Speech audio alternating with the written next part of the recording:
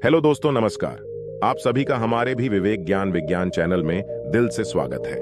विधि के विधान को कोई नहीं बदल, कर्म का सिद्धांत यही है कि जो कर्म के फल का कारण बनता है उसे ही उसका फल भोगना पड़ता है।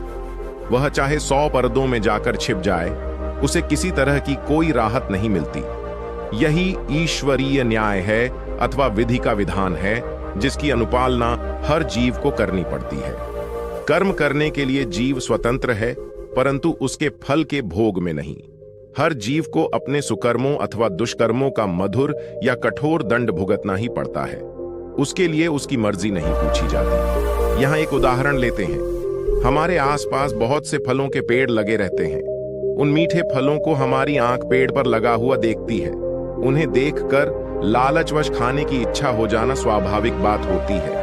समस्या यह है कि आंख तो फल तोड़कर खा नहीं सकती, इसलिए पैर तेजी से चलते हुए उस पेड़ के पास फल तोड़ने के लिए पहुंच जाते हैं। अब यहाँ दूसरी समस्या आ जाती है। वह यह है कि पैर तो फल तोड़ नहीं सकते, इसलिए हाथों आगे बढ़कर मधुर फल तोड़ते हैं और मुंह उन फलों को बहुत स्वाद लेकर खाता है। इस तरह वे सभी फल पेट में चले जाते हैं। अब देखने और समझने वाली बात यह है कि जिसने फल देखा वह फल तोड़ने गया नहीं। जो फल तोड़ने की कामना कर रहा था वह गया, पर उसने फल तोड़ा नहीं। जिसने फल तोड़ा उसने उसे खाया नहीं, और जिसने फल खाया उसने उसे अपने पास रखा नहीं, क्योंकि वह तो उसी पेट में चला गया था। अब यहाँ एक नई बात होती है।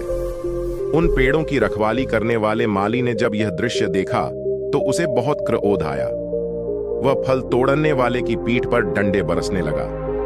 डंडे उसकी पीठ पर पड़े जिसकी कोई गलती नहीं थी, लेकिन जब डंडे पीठ पर पड़े तब आंसू उसी आंख में आए जिसने सबसे पहले मीठे फलों को देखा और बिना मालिक से पूछे तोड़कर खाने की इच्छा व्यक्त की थी। यह अपने आप में कर्म के फल का उदाहरण है। मनुष्य दूसरों की वस्तुओं पर नजर रखता है, उन्हें किसी भी तरह से पा लेना चाहता है। जब उस किए गए कर्म का फल भुगतने का समय आता है तो असहनीय कष्ट होता है।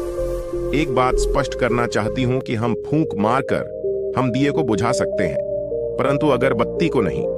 इसका कारण यह है कि जो महकता है उसे कोई नहीं बुझा सकता। जो जलता है वह स्वयं ही बुझ जाता है। इस प्रकार कर्म के पास न कागज है न कोई पोथी पत्र है, फिर भी वह सारे जगत का हिसाब किताब रखता है।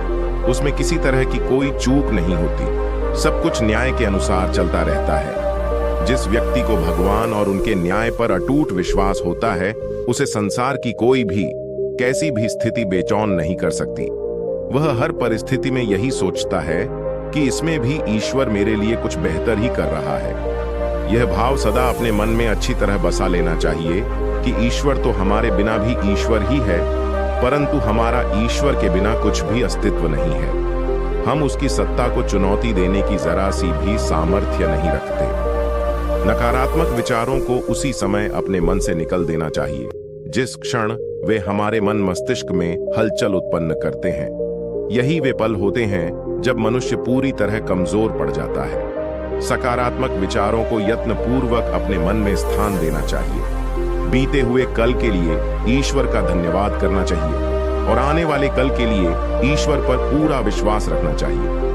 आज का दिन सबके लिए खुशियां लेकर आए, सदा ऐसी प्रार्थना करनी चाहिए। जो समय बीत गया, जो करणीय अकरणीय कर्म हम कर चुके, उन्हें बदल नहीं सकते। जब मनुष्य चेत जाए तब से उसे अपने कर्मों की ओर ध्यान देना चाहिए। प्रयास यही करना चाहिए कि भूल से भी कोई दुष्कृत्य अपने से न होने पाए। यदि मनुष्य थोड़ी सी सावधानी बरत ले तो उसका इहलोक और परलोक दोनों ही निश्चित रूप से सुधर सकते हैं।